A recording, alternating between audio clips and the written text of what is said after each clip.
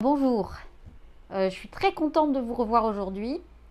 J'avais dit que je reviendrais pour faire un point, donc je suis là. Et puis ça tombe bien que ce soit aujourd'hui parce que je pense qu'on a pas mal de choses à échanger. Donc d'abord j'espère que vous allez bien sûr. Et puis après je voudrais apporter un certain nombre d'éclaircissements et prendre le temps de vous expliquer un certain nombre de choses. Parce que je pense que là c'est quand même très important. Alors on va partir sur quelque chose d'un peu plus global d'abord, parce que je pense qu'au stade où on en est, vous avez une certaine idée de comment fonctionnent les essais thérapeutiques là, au niveau de la recherche Covid. Et vous avez compris qu'il y a ce gros essai piloté par l'OMS qui s'appelle Solidarity, et, qui est un essai, qui est en fait un patron de protocole qui a été émis par l'OMS au mois de janvier, dans le cadre de la préparation à une épidémie et à une pandémie, où ils ont un dispositif qui fonctionne et ils ont bien sûr émis des recommandations dans un document. Et dans ce document, effectivement, ils expliquaient les modalités selon lesquelles ils pensaient qu'il fallait mener la recherche en temps de pandémie, de façon à être le plus efficient possible, dans une contrainte de temps la plus courte possible. Donc ça, c'était très important qu'on s'approprie ce protocole, en sachant qu'on est tous sous parapluie, entre guillemets, Solidarity. Mais comme vous le savez, il y a des niveaux sanitaires, il y a des ressources de recherche qui sont différentes d'un pays à l'autre. Et donc, malgré tout, ce protocole est c'est un canevas, c'est un patron de protocole, et c'était à chaque pays de l'investir à la mesure, entre guillemets, de ses moyens. Moyens à la fois le maillage, le réseau hospitalier, donc moyens sanitaires, et aussi, bien sûr, les structures d'appui de recherche, enfin la recherche en général, et toutes les ressources qu'on peut centraliser sur un projet tel que la prise en charge de la maladie Covid en temps de pandémie.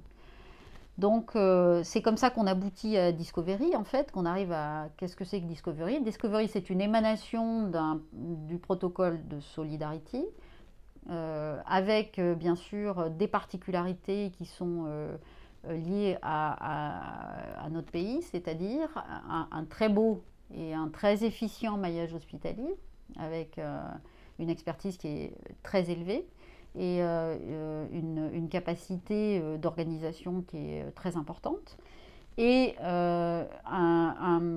des ressources de recherche qui sont extrêmement organisées et qui peuvent parfaitement se mettre en congruence avec ce réseau, quasiment en temps réel, pour arriver à construire un projet sur une séquence de temps extrêmement contrainte, extrêmement rapide, et c'est ce qui s'est passé. Donc comme vous le savez, on a écrit ce protocole en très peu de jours, donc on s'est approprié ce protocole le 1er mars, et le 22 mars, soit 22 jours après, on démarrait un essai randomisé contrôlé de très grande taille, et on n'était pas encore arrivé au pic de l'épidémie, donc on était complètement, entre guillemets, synchrone avec les événements. Voilà. Alors, on va parler un peu de Discovery, puis après, on reviendra sur cette problématique plus globale pour se focaliser sur l'Europe. Donc, où est-ce qu'on en est au jour d'aujourd'hui? Donc, on a inclus 742 patients. Comme je vous l'ai expliqué, il y a une dynamique d'inclusion qui a été formidable et très élevée. Formidable au sens, ça a été un effort de la part de tous les collègues dans les hôpitaux, vraiment superbe, au sens où il y a vraiment une dynamique d'inclusion très importante, et ça a permis d'inclure donc 742 patients. Il est évident que depuis 15 jours, les inclusions plafonnent totalement, et ça c'était parfaitement anticipé et presque attendu, du fait du confinement, et c'est tout à fait cohérent avec la situation épidémiologique sur le terrain. Néanmoins, il faut rester prudent parce que l'épidémie circule encore, et par conséquent, on va bien sûr être très attentif à ce qui se passe sur la période de déconfinement. Donc ça, c'était le premier point des inclusions. Deuxième point du DSMB et du fameux Data Safety Monitoring Board, c'est cette instance qui est totalement indépendante de l'essai et des investigateurs, qui travaillent en totale indépendance. Et ce DSMB est donc un groupe de gens d'expertise différentes mais extrêmement élevées, groupe international, je le précise, à qui on transmet les données, après les avoir extraites d'une base de données dans laquelle elles sont toutes implémentées de façon totalement anonymisée. Et le rôle de ce DSMB, c'est d'analyser ces données régulièrement et de se réunir régulièrement pour faire un état des lieux par rapport à l'analyse et à l'avancement de l'analyse, et de donner 3 types d'infos. Soit il y a un signal positif et il y a une ou plusieurs molécules qui se démarquent et ils estiment que cette démarcation est assez importante pour la signaler. Première possibilité. Deuxième possibilité, une ou plusieurs molécules se démarquent, mais dans le sens négatif, c'est-à-dire inefficience ou trop d'effets secondaires. Et à ce moment-là, en fonction des résultats et du niveau de signal obtenu, il donne là aussi, il délivre cette information.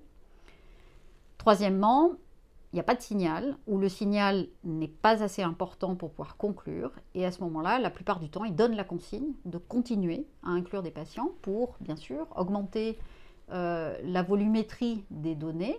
Et en augmentant la volumétrie des données, faire apparaître à un moment une tendance.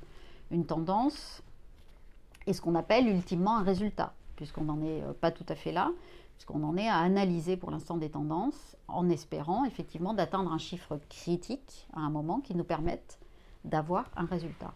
Donc ce process-là, il faut vraiment le comprendre de façon à ce qu'il n'y ait pas de confusion par rapport à la répartition des tâches au sein d'un essai.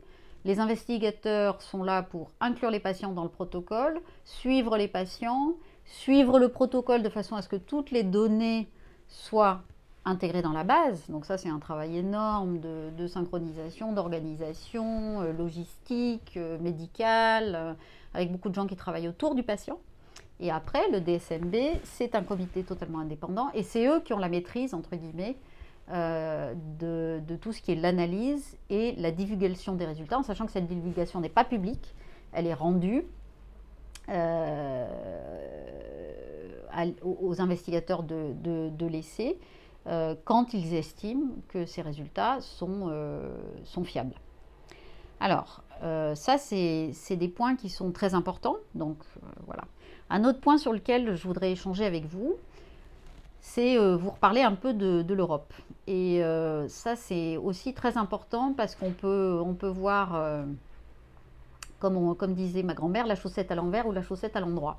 Donc, je ne sais pas si en gros, je voudrais vous expliquer que le temps que ça nous a pris de mettre l'essai en place en France, du 1er au 22 mars, ça a été un temps exclusivement dédié à ça, c'est-à-dire à travailler avec le réseau national français, hospitalier, le réseau de recherche, et l'INSERM, bien sûr, a été vraiment le fer de lance de cette mise en place, avec l'aide, bien sûr, des industriels qui nous ont gracieusement donné les molécules. Et donc ça, c'est aussi extrêmement important, parce qu'il y a eu une très bonne coopération qui a permis une mise en place extrêmement rapide. Donc ça, c'est aussi quelque chose de très positif.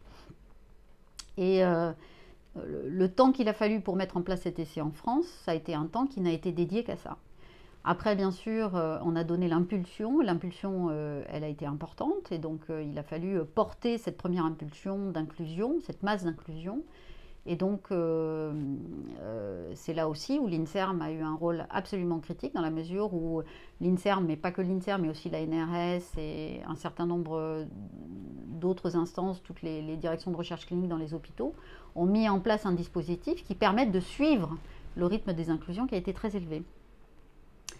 Et après, on est entré dans une deuxième phase, où on a eu l'impression, effectivement, d'une part, d'avoir réussi le lancement, et d'autre part, d'avoir stabilisé le nombre d'inclusions, parce qu'on a bien compris à un moment, et on attendait ça, que les courbes d'inclusion s'aplatissent doucement et ralentissent, ce qui est bien normal. Et à partir de là, on a commencé à effectivement regarder un peu autour de nous en disant, voilà, on a réussi dans un temps record à mettre en place ce protocole.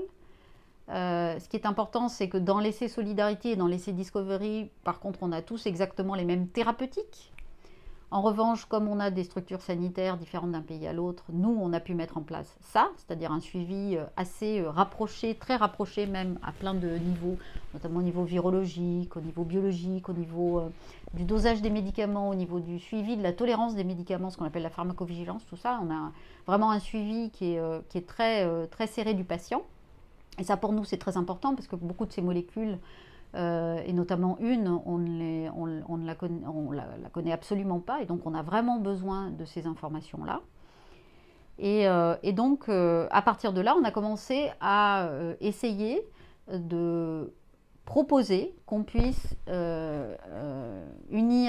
sceller une sorte d'alliance avec d'autres pays européens, unir nos forces pour que la montée en puissance soit la plus rapide possible. Et ça sur une dynamique la plus rapide possible. Alors évidemment, dans le temps que nous a pris la mise en place de l'essai en France, d'autres pays s'étaient engagés plutôt d'ailleurs dans une configuration, dans un schéma de protocole type Solidarity, c'est-à-dire un schéma beaucoup plus allégé en termes de suivi de patients mais pas de thérapeutique. Et donc ces pays-là, par exemple l'Espagne, l'Italie, leurs structures sanitaires ont choisi d'emblée de tous suivre Solidarity et de mettre en place quelque chose d'un peu plus léger en termes de suivi, mais avec les mêmes options thérapeutiques. D'autres pays ne se sont pas tout de suite prononcés et n'ont pas ni démarré Solidarity ni éventuellement démarré Discovery. Et c'est avec ces pays-là qu'on a cherché à se rapprocher, des pays aussi qui ont des structures sanitaires qui ne sont pas très éloignées des nôtres et qui ont des moyens de recherche qui sont aussi relativement similaires aux nôtres. Et c'est sur cette deuxième phase, effectivement, que là, on constate qu'il nous faut un peu plus de temps, parce qu'on n'est pas dans un cadre strictement national, parce que ce n'est pas des terrains qu'on connaît très bien, parce qu'on a pris, entre guillemets, une sorte d'avance, mais on n'en tire pas grande gloire de ça, mais on a pris l'avance en termes d'expérience et de capitalisation d'expérience sur la mise en place du projet, et que l'idée, c'est de pouvoir partager ça avec ces pays pour avancer le plus vite possible, sous bien sûr l'égide de l'OMS, et d'obtenir des résultats, que ces résultats nous permettent de trancher, et qu'une fois qu'on a tranché, on puisse enchaîner avec les protocoles suivants. Avec cet avantage que si on met en place un réseau européen tout de suite, une base de fonctionnement européen qui est harmonisée d'emblée, qui sait fonctionner ensemble d'emblée, c'est une force de frappe énorme pour la mise en place d'autres résultats ultérieurs. Or, vous savez que, bien sûr, on n'est pas sorti encore tout à fait de l'ornière avec cette épidémie, cette pandémie, qu'on est pour l'instant toujours en situation épidémique, et qu'il faut rester mobilisé en proposant d'autres protocoles de recherche, d'autres approches thérapeutiques de plus en plus, entre guillemets, efficaces pour pouvoir, à un moment, arriver, bien sûr, à guérir les patients atteints de cette maladie.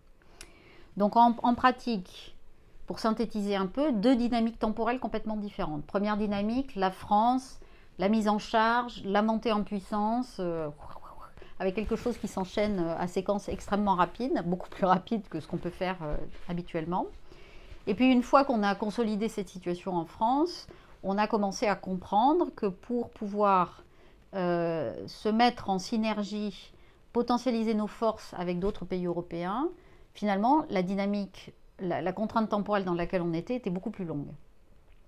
Et donc c'est un principe de réalité, c'est-à-dire il faut tout à fait en convenir, c'est-à-dire qu'il va nous falloir un peu plus de temps que les 22 jours que ça nous a pris en France pour nous harmoniser et pour mettre en place dans un certain nombre d'autres pays européens. Alors avec qui discute-t-on actuellement? On discute avec le Luxembourg, mais non seulement on discute, mais le Luxembourg inclut des patients dans l'essai, et donc ils sont à l'intérieur de l'essai Discovery.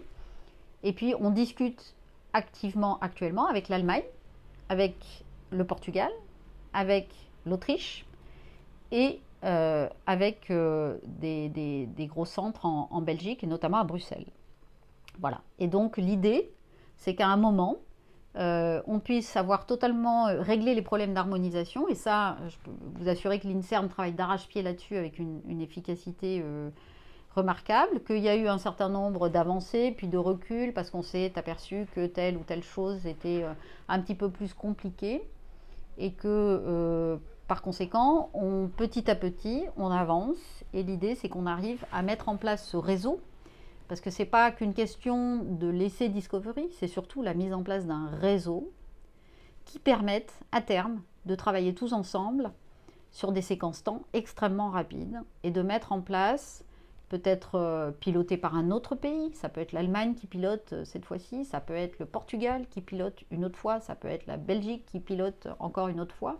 C'est-à-dire en pratique, ce n'est pas une question d'un pays qui domine les autres ou de leadership, c'est vraiment une question d'harmonisation, de synergie, de congruence et d'optimisation des moyens mis à la disposition des patients, traitement et recherche. Ça, c'est super important. Voilà, donc moi je vais terminer là-dessus.